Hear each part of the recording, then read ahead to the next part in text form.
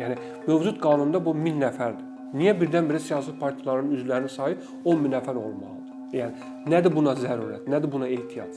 Niyə 1000 nəfərlə olmaz, mütləq 10.000 nəfərlə olmalıdır? Yəni belə bir ağlabatan izahat verilmir.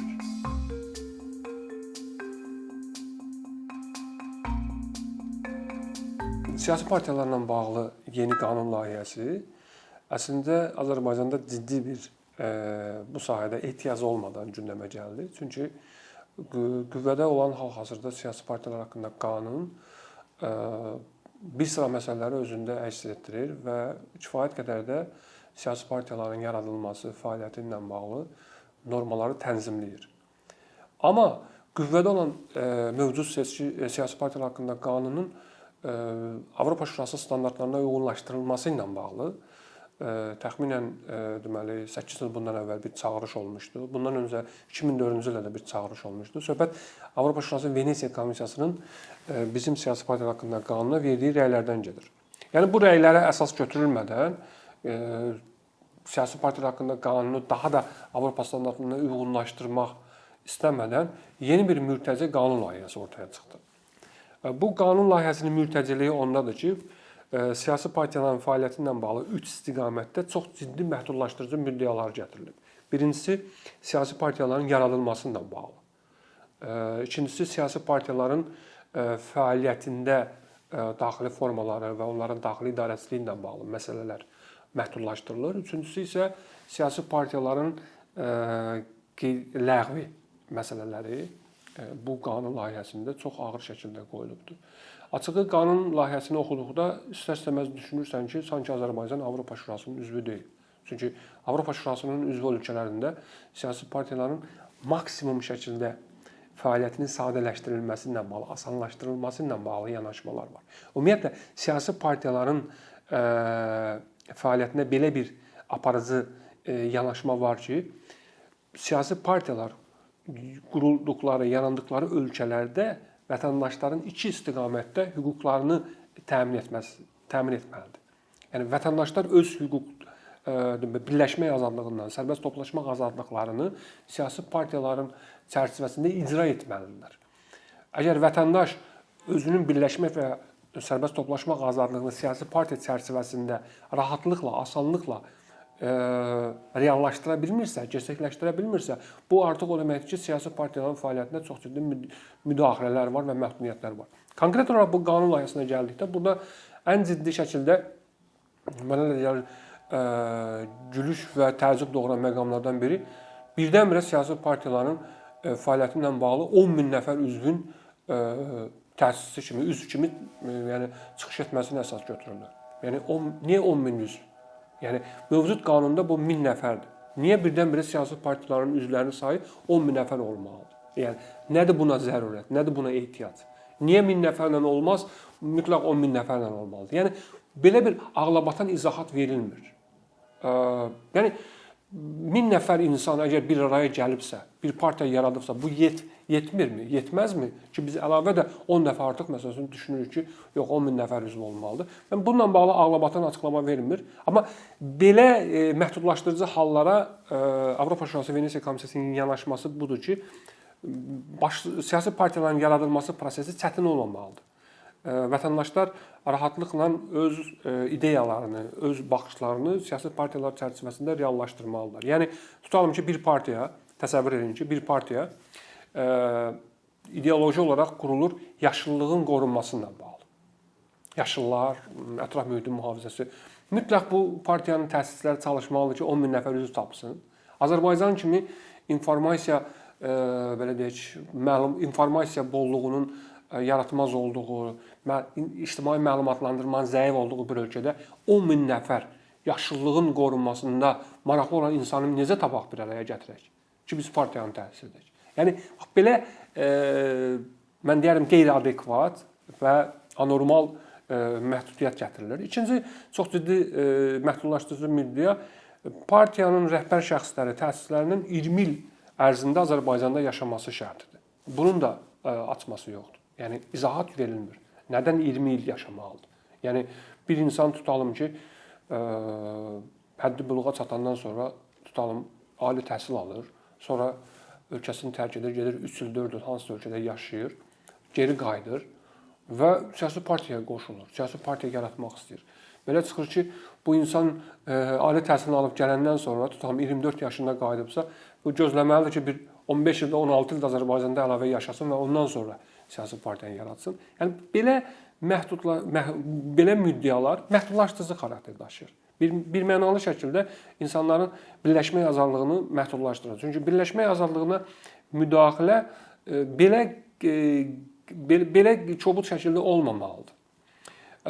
Vacib müddəalardan biri də siyasi partiyaların ləğvi ilə bağlı qaydaların sərtləşdirilməsidir. Məsələn, irəli sürülən müddəalardan biri siyasi partiyalar dalbadal 2 dəfə parlament və bələdiyyə seçkilərində üzvləri iştirak etmirsə, həmin partiyanın ləğvi ilə bağlıdır. Burada da ağlabatan izahat yoxdur. Birmənalı şəkildə məhdudlaşdırıcı müddəadır. Necə yəni? Bir siyasi partiyanı 2 dəfə dalbadal iştirak etmirsə, onun fəaliyyətinə xitam verilir. Yəni, burada da bir izahat yoxdur. Əvvəla, burada 2 məsələni bu qanunun müəllifləri çaşdırırlar. 1. Azərbaycan parlamentar və proporsional seçki sistemi olan ölkə deyil. Yəni bizdə parlament seçkiləri, birincisi ölkə parlamentar sistem deyil ki, siyasi partiyalar parlamentə seçilir və parlament hökuməti formalaşdırır. Belə bir bizim siyasi sistemimiz yoxdur. İkincisi, proporsional sistem əsasında seçkilər keçirilmir. Yəni parlament seçkilərində fərdlər, deputatlığa namizədlər partiya üzvü olmadan, partiya namizədi olmadan da irəli sürüb iştirak edə bilərlər. Nədən yəni bu müddəa gətirilir, bu aydınlıq verilmir? İkincisi isə siyasi partiyanın üzərinə seçkilərlə bağlı vəzifə qoymamışdan öncə biz birinci düşünməliyik ki, seçkilərdə iştirak Azərbaycan kimi ölkədə nə dərəcədə bütün siyasi partiyalar üçün əl çatandır. Məsələn, bir siyasi partiyanın blok şəklində və yaxud da ayrıca parlament seçkilərində iştirakının gətirdiyi imtiyazlar olmalıdır. Biri var, mən fərd olaraq seçkidə iştirak edirəm, bir də partiyaya qoşulam. Fərdlə seçkidə qatılıb iştirak etməyin, partiya ilə birgə iştirak etməyin bir üstünlükləri, bir çatışmazlıqları varmı? Yoxdur. Partiya ilə seçkiyə qatılmaq daha çətindir. Məsələn, düşünün ki, partiyalar mövcud seçki məcəlləsinə görə 65 dairədə namizədlərin qeydiyyata aldırdıqda onların deməli dövlət televiziyaları hesabında pulsuz efir vaxtları olur. Bunu əldə edə bilirlər. Amma bu efir vaxtını əldə etməkdən ötəri 65 seçki dairəsində namizədin olmalıdır. Gəlin baxaq ötən seçkilərin dinamikasına, statistikasına. Nə qədər siyasi partiya 60-dan artıq seçki dairəsində namizədlərini qeydiyyatdan keçirə bilibdir. Yəni problem seçki sisteminin özündədir. Seçki sistemindəki qüsurlar aradan qalxmadan seçkilərdə iştirakçı partiyaların üzərinə öhdəlik kimi qoymaq absurddur. Absurd məsələdir və bunu qanuna gətirmək birmənalı şəkildə məhdudlaşdırmadır. Ümumiyyətlə bir də bir anlayış bizim qanunvericilərin mənə elə gəlir ki, dünya görüşünə daxil olmalıdır ki, siyasi partiyaların ləğvi vətəndaşların birləşmək azadlığını məhdudlaşdırmaqla yekunlaşır. Yəni partiyalar absurd bir təşkilat deyil. Partiyalar insanlardan ibarətdir, vətəndaşlardan ibarətdir. Siz bir partiyanı ləğv etmək istəyirsinizsə, bunun üçün çox ciddi legitim əsaslarınız olmalıdır. Yəni söhbət vətəndaşların birləşmək hüququnu, ifadə azadlığını bir partiya çərçivəsində məhdudlaşdırmaqdan gedir. Əgər bunu məhdudlaşdırırsınızsa, bunun legitim əsaslarını tapmalısınız. Bunun legitim əsaslarını Avropa Şurası Venesiya Komissiyası belə müəyyən edir ki, siyasi partiyalar ixtişaşlarla bağlı, qanunsuz çevrilişlərlə bağlı, məsələn, hərbi çevrilişlərdə iştirakdır, ekstremizmi təbliğ etməkdir, separatizmi təbliğ etməkdir, milli, dini, irqi ayrı-seçkiliyə çağırışlardır, ixtişaşlara çağırışlardır, hakimiyyəti zorla ələ keçirmək kimi belə qanunsuz hüquq və azadlıqları məhdudlaşdıran ekstremist fəaliyyətlə məşğul olarlarsa, yəni faktiki radikal siyasi qrup kimi çıxış edərlərsə, onların ləğvi məsələsini qanunvericilikdə baxıla bilər. Amma bu halların heç biri yoxdursa, sırf seçkidə iştirak etmədiyinə görə siyasi partiyanın qeydiyyatını ləğv etmək, bu yenə deyirəm, birmənalı şəkildə vətəndaşların birləşmək azadlığını məhdudlaşdırmaqdır. Və Bu qanun layihəsində çatışmayan digər bir məqam, əsas məqam ondan ibarətdir ki, bu Azərbaycan qanunvericiliyinin və Azərbaycanda dominant olan o siyasi dünyagörüşün problemidir.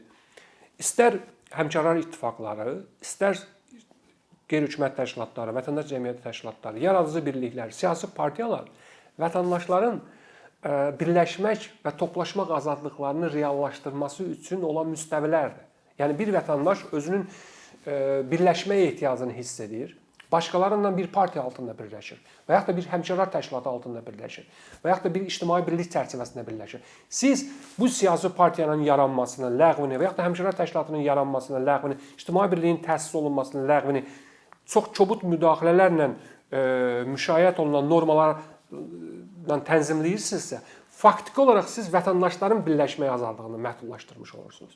Yəni vətəndaşların birləşmək azadlığına müdaxilələr dediyim kimi belə asan şəkildə olmamalıdır. Bunun legitim əsasları olmalıdır. Əfsus olsun ki, bu qanun layihəsində o yoxdur. Siyasi partiyaların maliyyələşməsi ilə bağlı məsələlərə də qanun layihəsində açıqlıqla aydınlıq gətirilmir. Çünki burada qeyd olunur ki, siyasi partiyalar xaricdən maliyyələşənməz. Amma maliyyələşmə dedikdə nə nəzərdə tutulur? Tutalım ki, hansısa bir siyasi partiya xaricdə keçirilən konfransa deyək ki, dəvət alır, iştirak edir və həmin konfransın xərcləri həmin fond tərəfindən və yaxud da ki, qurum tərəfindən maliyyələşir. Və yaxud da siyasi partiyalarımız tutaq ki, hal-hazırda 3 siyasi partiya, 4 siyasi partiya var ki, müxtəlif beynəlxalq qurumların üzvləridirlər. Yəni başqa siyasi Avropada, dünyada mövcud olan siyasi alyansların üzvüdürlər. Liberal alyansı olsun, sosialist alyansıdır, mühafizəkarların, demokratların belə alyansları var, onun üzvləridir. Və həmin qurumlar tutam ki, Azərbaycanda bu siyasi partiyanın üzvləri üçün hansısa bacarıqların artırılması, siyasi menecmentlə bağlı tədbirlər təşkil edir. Və yaxud da sıradan bir qeyri-hökumət təşkilatı siyasi partiyalar üçün hansısa bir təlim məşğələ təşkil edir. Bu yardım sayılacaqmı? Bax, bu məsələlər aydınlaşdırılmır. Bu məsələlərə aydınlıq gətirilmir. Ona görə mən düşünürəm ki, bu qanun layihəsi hal-hazırki şəraitdə, indiki formada, indiki mətndə birmənalı şəkildə Avropa Şurası standartlarına cavab vermir. Amma Azərbaycan Avropa Şurasının üzvüdür. Azərbaycan Avropa Şurası Parlament Assambleyasının monitorinq altında olan ölkədir və bu bizim ölkəmizdə monitorinq altında olduğu üçün bir sıra normativ aktlar, o cümlədən seçkilərlə bağlı, qanunvericiliyi, ifadə azadlığıyla bağlı, siyasi partiyalar, ictimai birliklər, teleradio yayım və məhkəmələr, vəkilliklə bağlı, yəni bir sıra qanun layihələri, qanunlar mütləq Avropa Şurası Venesiya komissiyasından razılaşdırılmalıdır. Mütləq var. Bu bizim öhdəliyimizdir. Amma buna məhəl qoyulmur. Bu bir mənalı şəkildə etirazsız yanaşırlar. Nəticəsində belə olur ki, Azərbaycan Avropa Şurasının üzvü olduğu halda Avropa Şurası standartlarına, onun dəyərlərinə uzlaşmayan, onunla daban-dabana zidd olan normativ aktları gündəliyə gətirir. Və nəticədə də Azərbaycan həm siyasi sistem olaraq, həm hüquq sistemi olaraq Avropa hüquq və siyasi sistemindən tamamilə uzaqlaşır. Bu qanun layihəsində bu nümunələrdən biridir və mən birmənalı şəkildə düşünürəm ki, bu layihədən imtina olunmalıdır və bu layihə heç bir halda Azərbaycan qanunvericiliyinə gətirilə bilməz.